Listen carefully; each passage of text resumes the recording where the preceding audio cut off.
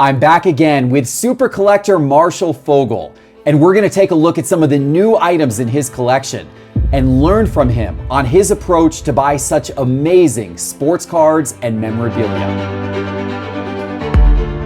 This episode is brought to you by Heritage Auctions. Whether you're a fan of baseball, basketball, football, or hockey, Heritage Auctions has something for you with an unmatched selection of sports collectibles. Bid with confidence on everything from autographed jerseys and game-used equipment to trading cards and more. Don't miss a chance to own a piece of sports history and build your collection with Heritage Auctions today. Marshall, it is a pleasure to be back with you to your secure vault here again outside of Denver. It's a pleasure welcoming you back today. It's been a while and good to see you. It's great to see you. The last time I sat in this chair was the first time that I got to see your collection, and we shared that collection with hundreds of thousands of our viewers on YouTube. Today, we're going to see some new things in your collection, things that we didn't show the audience last time. But as we go, we're also going to talk about your approach to buying each of these things. And I think this is key because while I personally collect cards and buy a lot of cards, I only have a little bit of memorabilia, and I would be intimidated if I was shopping for a game-used bat from Sandy Koufax or a signed ball by Babe Ruth or a game-used glove. I would be intimidated by these items. Am I getting the real thing? Am I paying the right price? Is this what I think it is? You obviously have all the expertise, and it's going to be wonderful to have you share some of that with our audience today. I look forward to it. So let's get started. Why don't we get started with cards? Because that's the thing that obviously is closest to a lot of our audience. It's the closest to me. And we're going to do a video with you here coming up on the Sports Card Investor channel where we're going to go deep into your card collection, some of the iconic sets that you've collected. But today, we just pulled out a couple of cards from your collection. This beautiful Christy Mathewson T205 gold border PSA 8 and this 1954 Wilson Franks Ted Williams PSA 8.5. So I want you to talk to me about these two cards, what they meant to you, and then as you're looking to buy cards like this, what's the approach you take? Sure. On the Ted Williams card, it's a regional set. I think this is the highest graded Wilson Wiener. To me, this picture of Ted Williams, this is one of the favorite Ted Williams cards. If you look at the other ones, like the 39 play ball, which is black and white, the 40 play ball is a face, the 50s Ted Williams, like the 54 Bowman, a lot of them are faces. So when you consider all the other Williams cards, I think this represents him in color, the natural picture, and the swing. Interesting. So you really look at the visual elements of the card, you look at its attractiveness, and that makes a big difference to you as to whether you want to invest in that card or another Ted Williams card.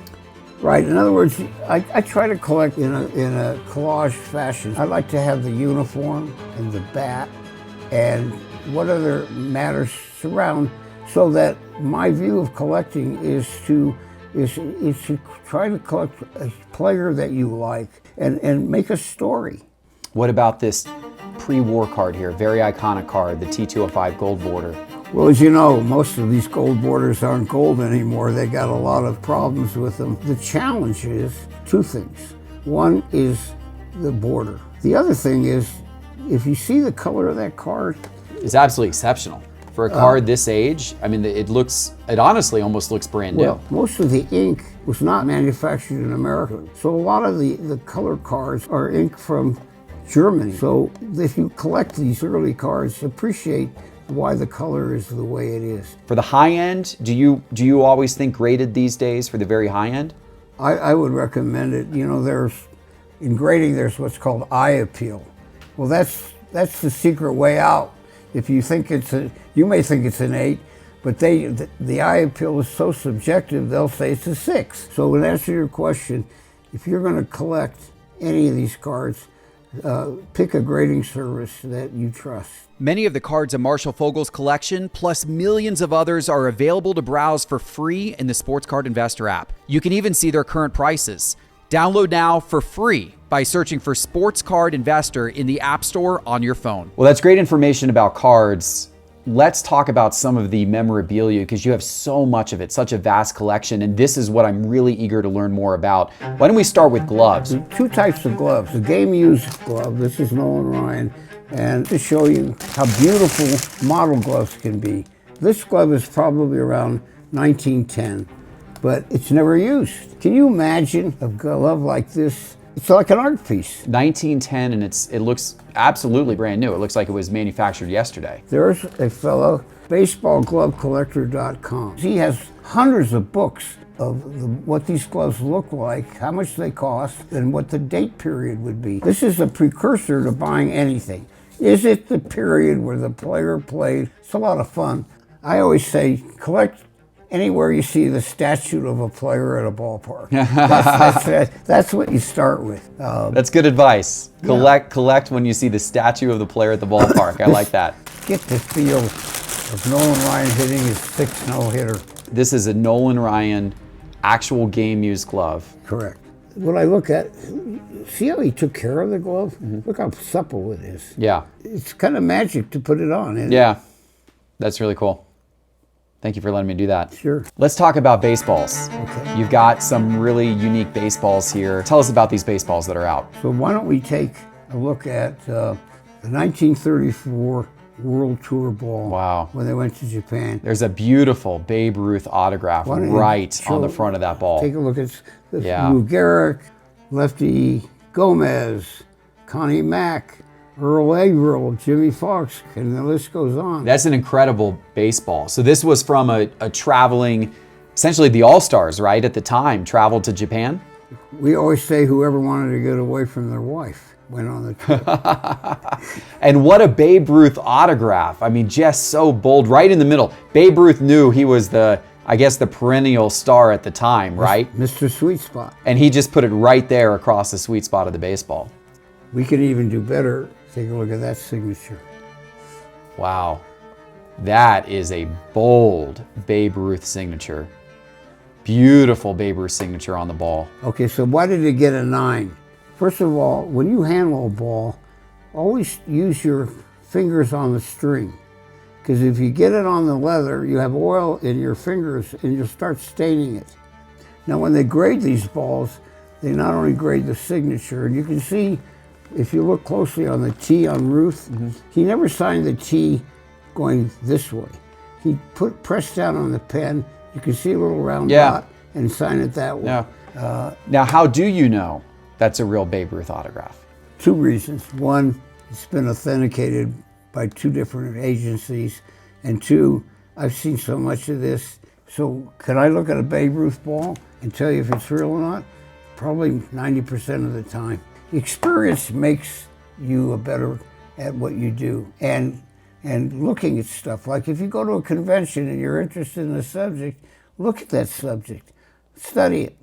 The next ball is, this is the highest graded single sign Lou Gehrig ball, and what makes it special is the color of the skin, stitching isn't coming apart, and then Gehrig, who never signs on a sweet spot, leaves it up to Ruth, and it's never, no other signature on it. So single sign balls are worth more. So when people come to me and they say, well, I got Gehrig, Aaron, and Mantle on the ball. If you just would have left Gehrig on the ball, it'd be worth more. Then the next ball is, this is a real treasure. 55 Dodger ball signed by Colfax, because that was his rookie year. You look at that ball, it's like they signed it yesterday. Yeah, really, really bright blue ink. Oh yeah, look at Duke Snider just popping off that ball. Gil Hodges as well. Jackie Robinson. Wow, yeah, I mean, what a loaded team that was. Beautiful, beautiful baseball. Marshall, you've got some tickets here as well, and tickets have been really hot in the collecting community recently. Talk to me about these tickets you have. Okay, the first ticket that I have is a 1951 World Series ticket at the Polo Grounds, and of course that's an important year for Mickey Mantle. Mantle's first year. Yeah. The second is 1953 World Series from Yankee Stadium, full ticket, and the third one, which is one of my favorites, is a full ticket to the 1923 World Series at Yankee Stadium. That's the first year they won the World Series. Wow. And First year they won a World Series at Yankee Stadium. 1923. So you got a 100-year-old ticket there to the World Series. That's absolutely incredible. What a collector piece. And of course I have a ticket to the first World Series. So we could spend a full hour on tickets. The way I collect tickets, I like full tickets. You got to be careful because there's what's called proof tickets. So proof tickets, they never had the box number, the seat number, and the row number. Okay. Well, Marshall, what do you think of a ticket's a type as a 1 or a 2 or like these are a 4. Here's one that's a 6. In terms of grade, yeah, these are all PSA graded. This one's graded a 1. Okay. Now, I don't believe you should grade a ticket like a baseball card. Okay. You got to remember, guy buys a ticket, right? They tear the ticket, he sticks it in his pocket, he takes it home, throws it away, or uses it as a bookmarker. That's a typical story, right? If you find a ticket to the 1924 World Series or something, and it's a full ticket, and it's got a crease in it, and even if the back has got paste on it from a scrapbook, buy it. Yeah. I'm much more forgiving about tickets because of the way they were handled. Yeah. But see, today, tickets are all computerized. So again, like we talked about photographs, there's an end game.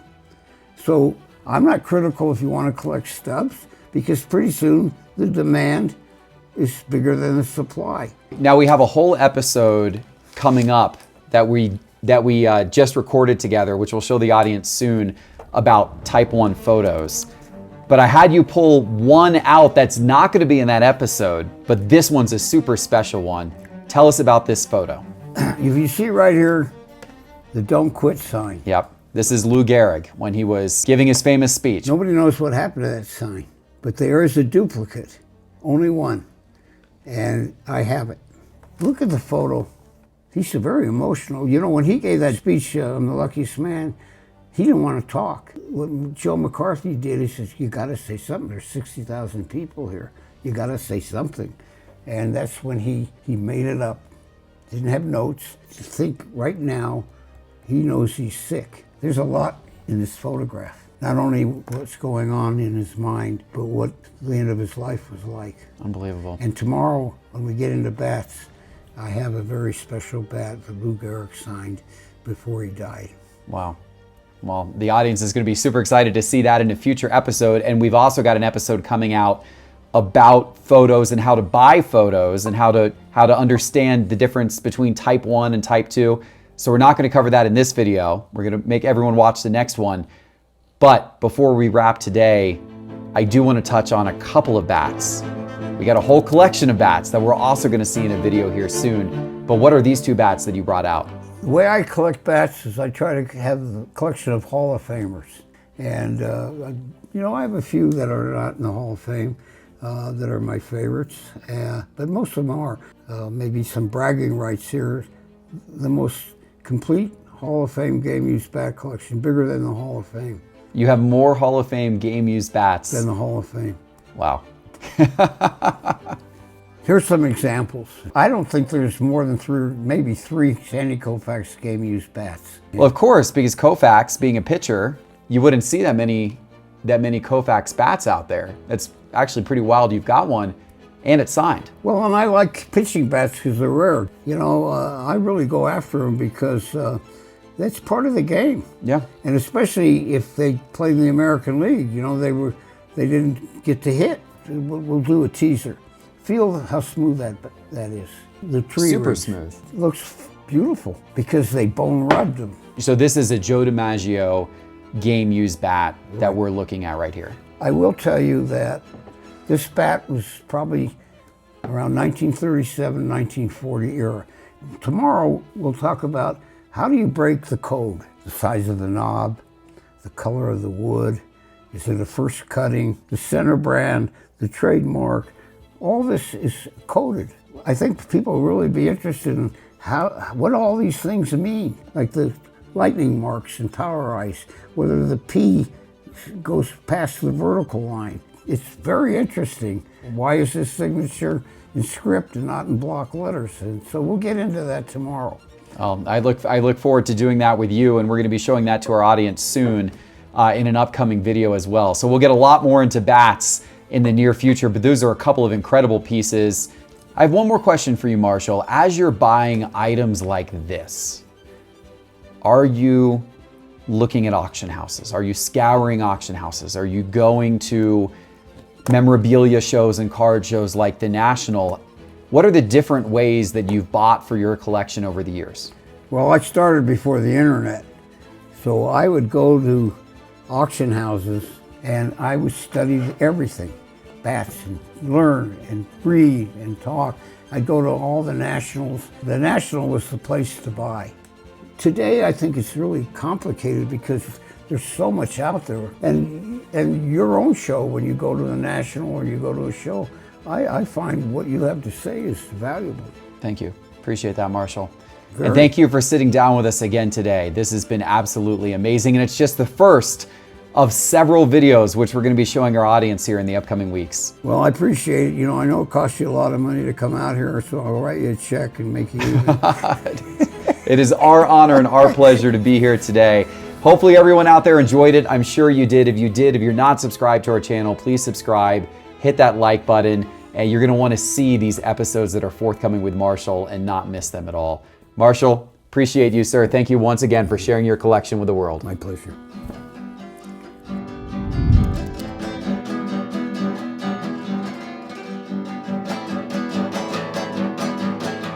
This episode is brought to you by Heritage Auctions. Whether you're a fan of baseball, basketball, football, or hockey, Heritage Auctions has something for you with an unmatched selection of sports collectibles. Bid with confidence on everything from autographed jerseys and game-used equipment to trading cards and more. Don't miss a chance to own a piece of sports history and build your collection with Heritage Auctions today.